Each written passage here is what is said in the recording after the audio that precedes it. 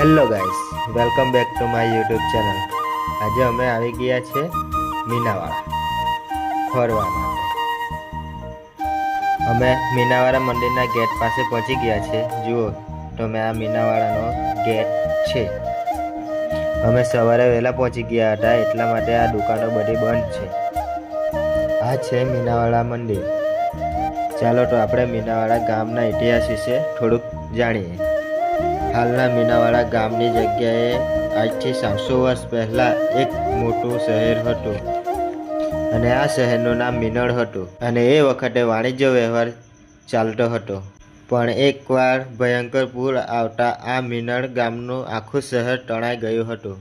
ત્યારબાદ થોડાક સમય બાદ મા પથ્થર રૂપે દશામાની મૂર્તિ મળી હતી.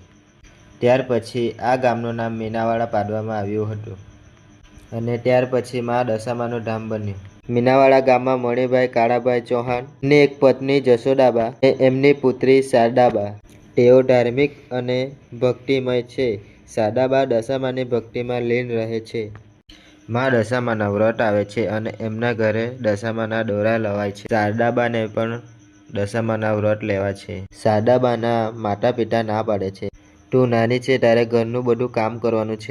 શારદાબા નદી કિનારે ભેંસો ચરાવવા જાય છે. તેમની એક બગડી ભેંસ નદીમાં ફસાઈ જાય છે. ત્યારબાદ શારદાબા દશામાને પ્રાર્થના કરે છે. મા દશામા દર્શન આપે છે.